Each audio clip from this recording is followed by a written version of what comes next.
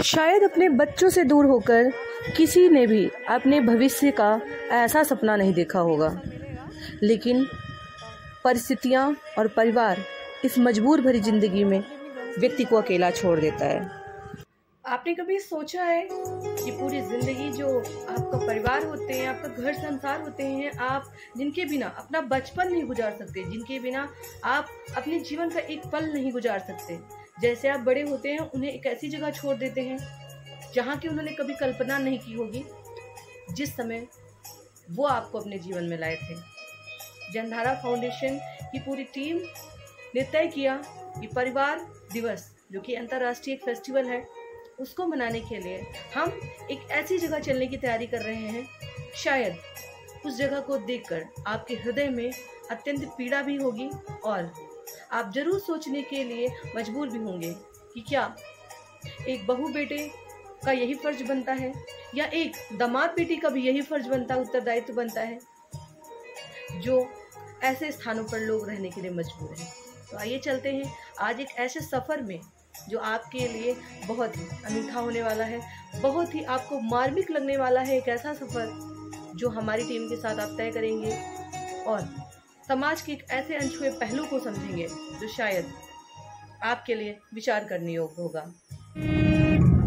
फिर अब हम जा रहे हैं उस वृद्धाश्रम की ओर जहाँ पर लगभग 100 से ज़्यादा लोग हैं, जिनके साथ आज के दिन हम शाम की चाय और स्नैक्स का एंजॉय। तो पहले तो हम गए एक डेयरी में, क्योंकि हमें चाय के लिए जो चीज़ें चाहिए हैं वो डेयरी प्रोडक्ट्स ही हैं। उसके बाद हम लोग पहुँचे एक जनरल स्टोर की शॉप पर, जहाँ पर स्नैक्स के अरेंजमेंट करने थे और वहाँ पर पहुँचकर बहुत अच्छा लगा। उन लोगों के लिए जीवन में कुछ करना जिनका जीवन कुछ होना था और कुछ बन गया। और अब हम पहुँचे हैं उस जगह पर जहाँ ये शाम हम किसी के साथ परिवार के तरह बिताने वाले हैं, उन्हें परिवार का आभास कराने वाले हैं कि वो इस दुनिया में अकेले नहीं। और अब सारी तैयारी हो चुकी है। मैंने कभी लाइव बड़े बर्तन में चाय बनते नहीं देखी, बन चुकी है, तैयार हो गई तो और वो लोगों से ऊपर हम चलते हैं कि हम लोग और क्या लाएं। चाय बन रही खाने के लिए और अच्छा लगा उनकी मदद करके। और उसके बाद शुरू हुआ ये दौर कि इतने सारे लोगों को एक साथ सेवा करने का मौका मिले। सभी वहाँ पर 60+ थे और सब आपस में इतने प्यार से रह रहे थे कि ये लग ही नहीं रहा था कि वो एक परिवार में नहीं है। अचानक से जब चाय का टाइम हुआ तो सब लोग अपने अपने रूम से बाहर आए और हमें ये अवसर मिला कि हम उनकी एक साथ सेवा कर सकें। उनके चेहरे पर ये खुशी देखकर खुद आनंद की अनुभूति कर सकें। ये हमारे लिए बहुत ही खास मोमेंट था। और वहाँ पर हर एक व्यक्ति जो भी अपने घर को छोड़कर आया था, उसकी अपनी एक अलग सी कहानी थी।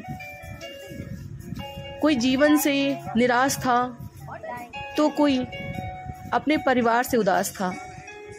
किसी के परिवार ने उन्हें अपना कहने से मना कर दिया, किसी के परिवार ने उन्हें बोझ समझकर यहाँ पर रख दिया। कुछ चीज़ें तो ऐसी थीं जो सुन के भी और शायद इस वीडियो में कह के भी शर्म सी आती है कि कुछ ऐसी महिलाएं भी थीं जिनकी बेटियां थीं और बेटी दामाद उन्हें अपने पास नहीं रखना चाहते थे,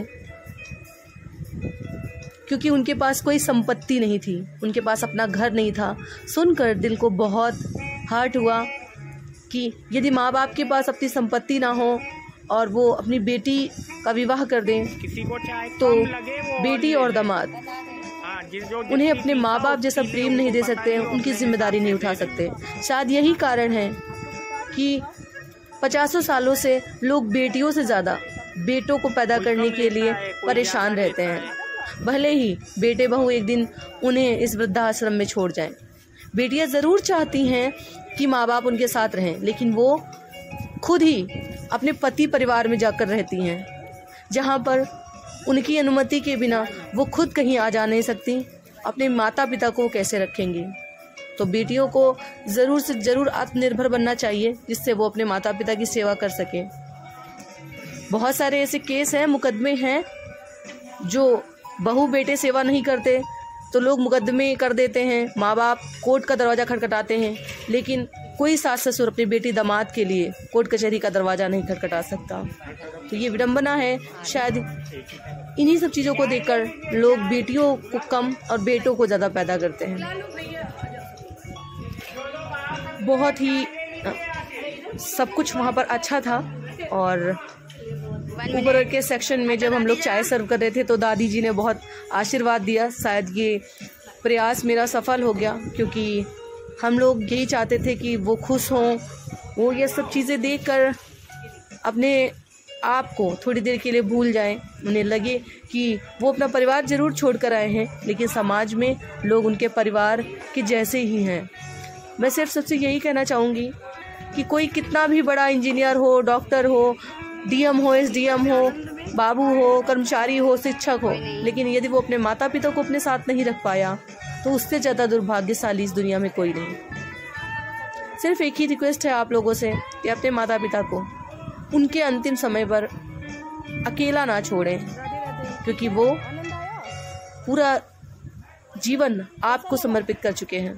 कैसा लगा? अच्छा लगा?